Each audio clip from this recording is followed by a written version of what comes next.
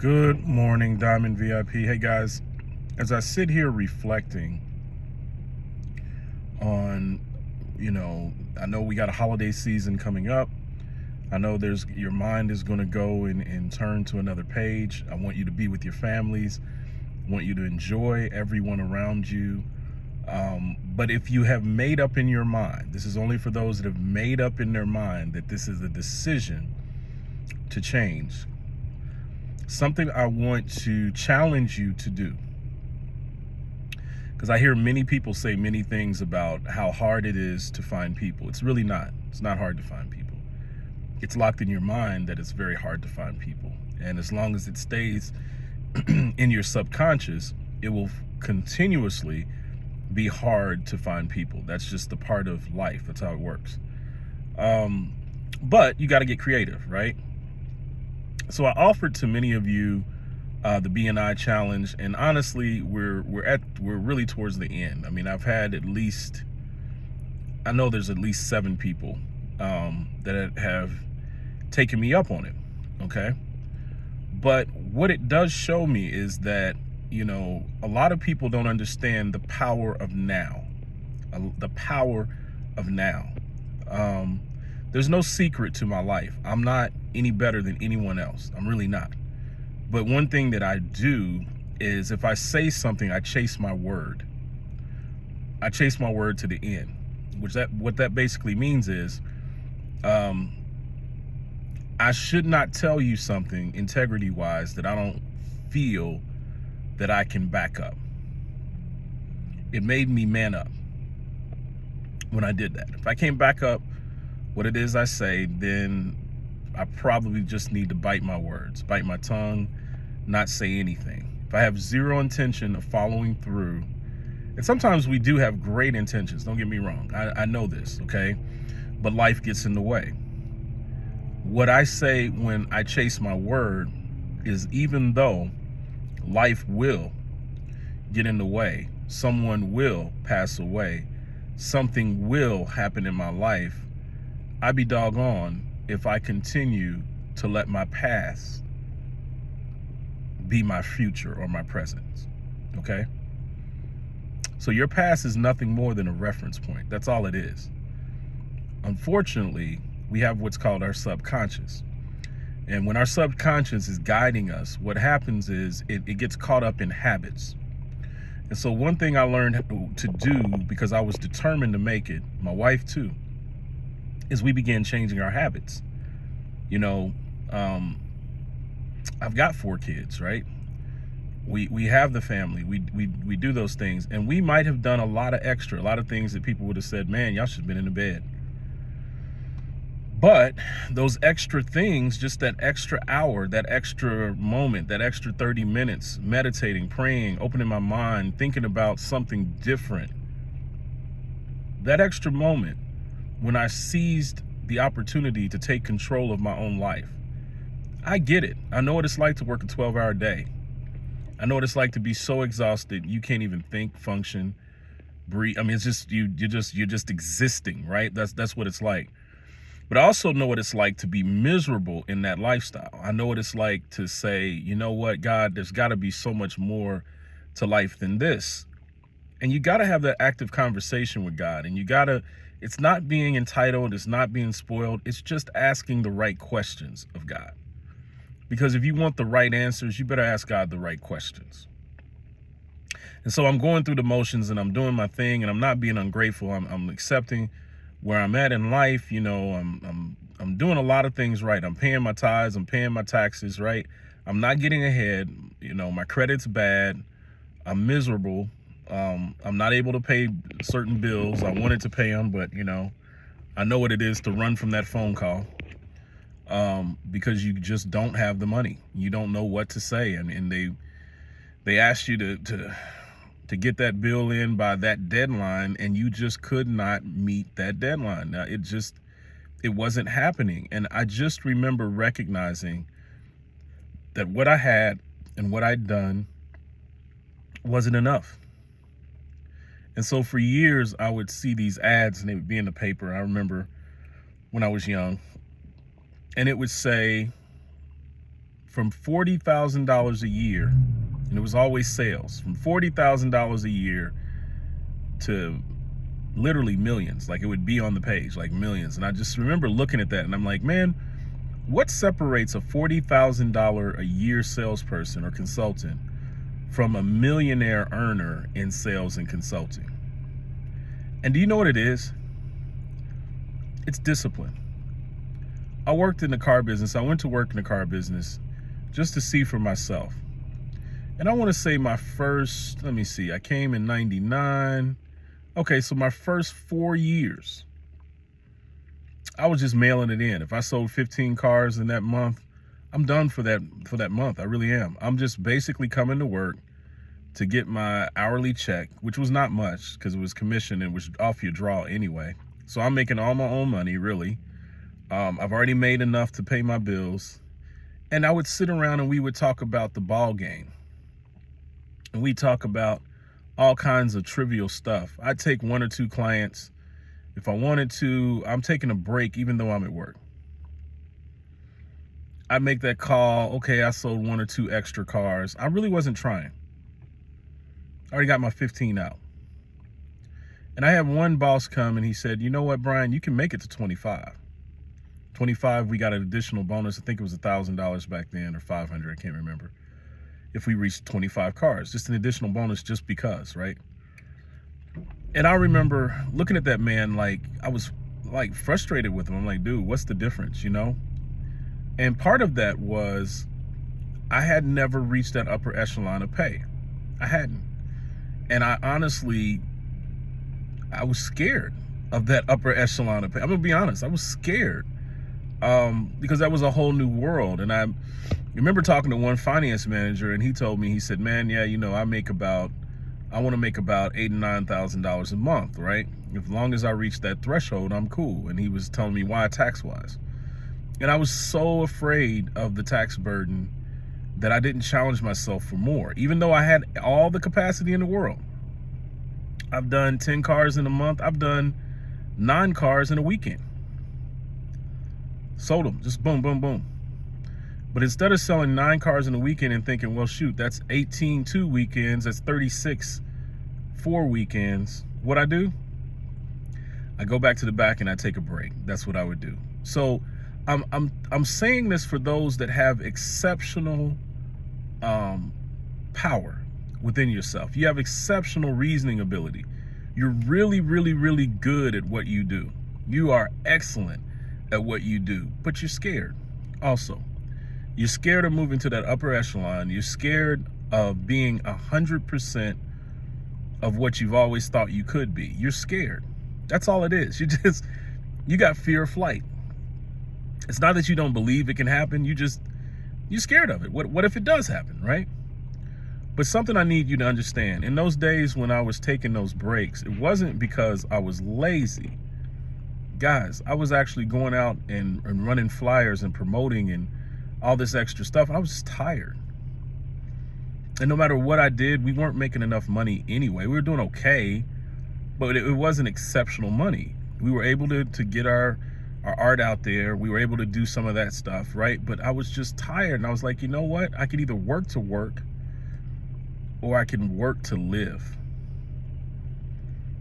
And I knew then, I was like, man, I need to put my time, my efforts, my resources, my money into something else. I need to find something different.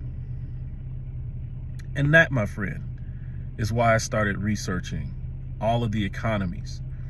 And I found something unique.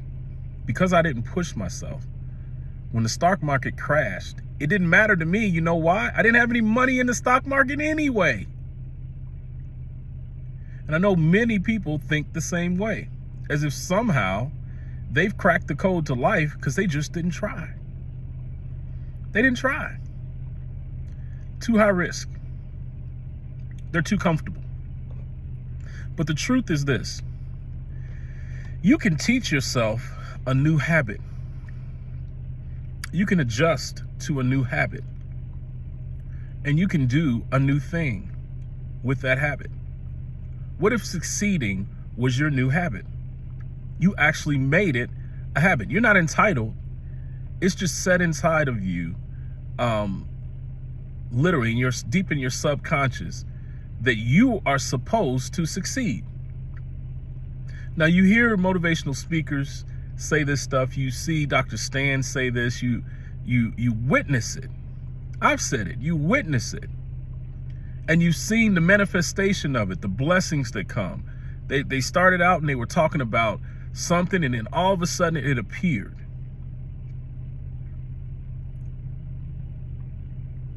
And you said to yourself, oh, that was mysticism.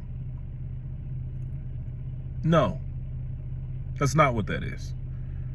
God gave you the power to create, to manifest. That's the only power. You look like God. You might even sound like God, but you have no other power to create. That child that you had, that was already pre-planned by God. How that happened. There's an egg inside of you, right? Exactly, right? So you didn't create that child. God spoke and it was. Power. Spoke and it was. Everything around you, he spoke and it was.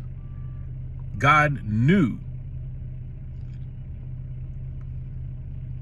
that by speaking, life didn't have any other choice but to manifest. Hallelujah. Let's stay right there.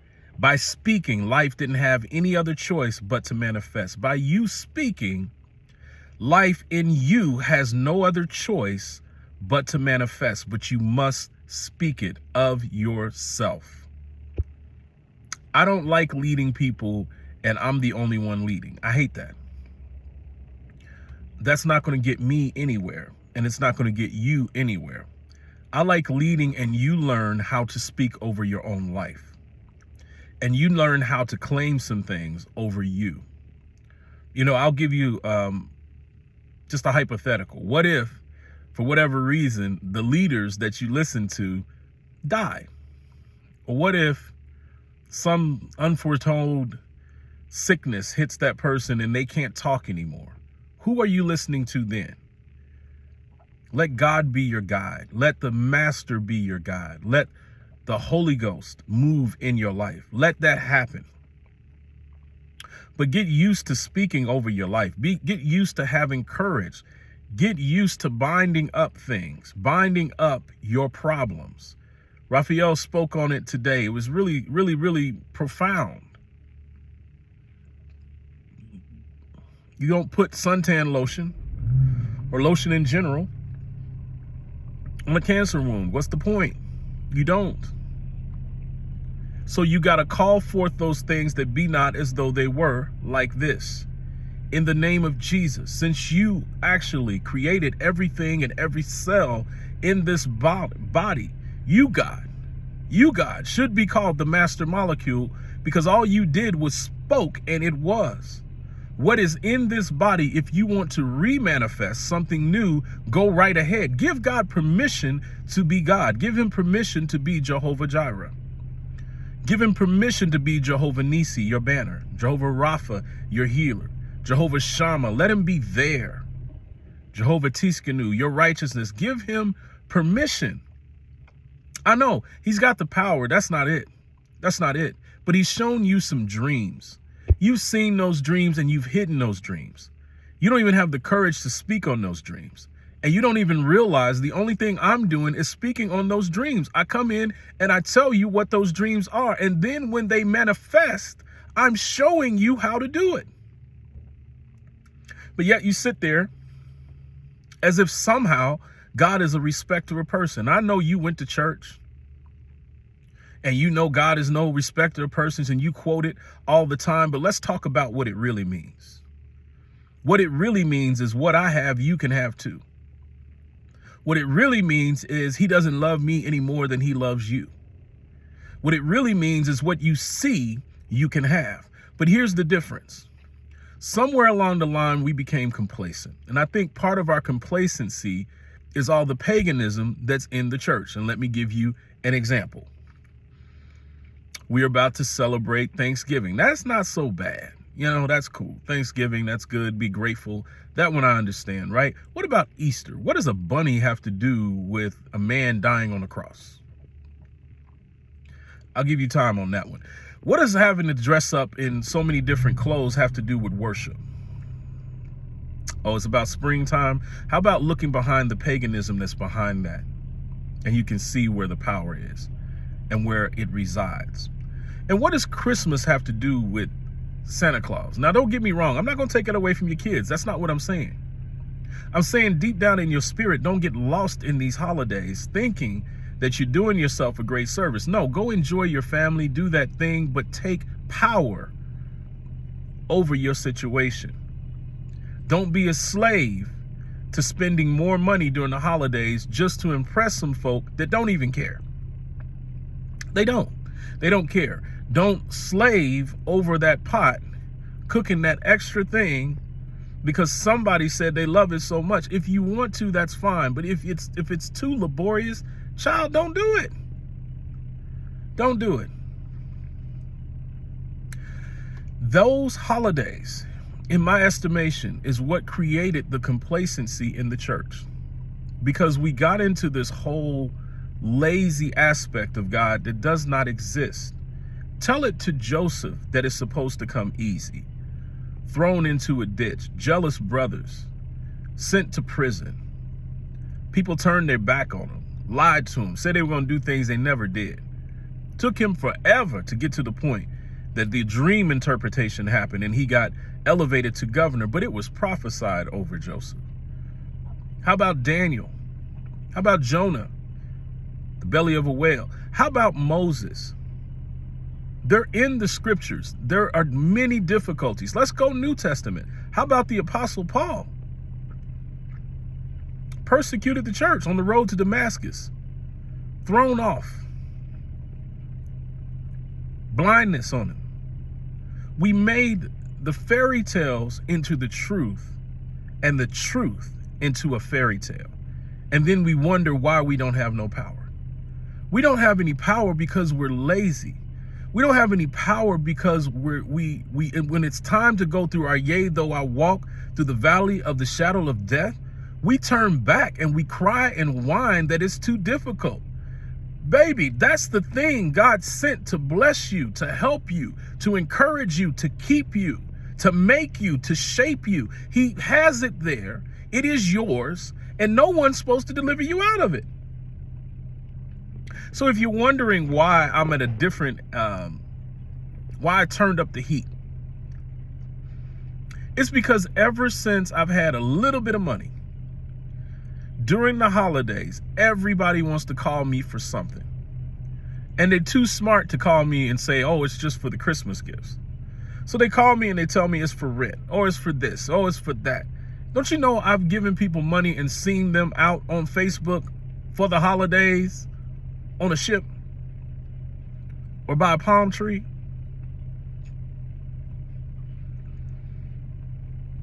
It bothers me.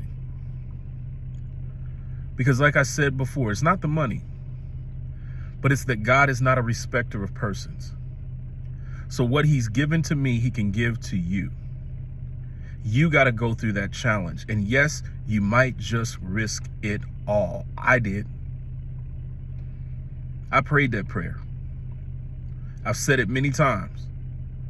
If I lost this, then so be it, God, because I know what you got on the other side is 10 times better. If we got to go live at a Holiday Inn for a week, whatever it is we got to do, an extended stay, you name it, and have done it, knowing that on the other side there was something so far greater that faith became the fantasy. And I thought to myself, if I could get enough courage up to become the man that I see on the other side of me, man, we'll be on to something. God bless. I hope this helps somebody.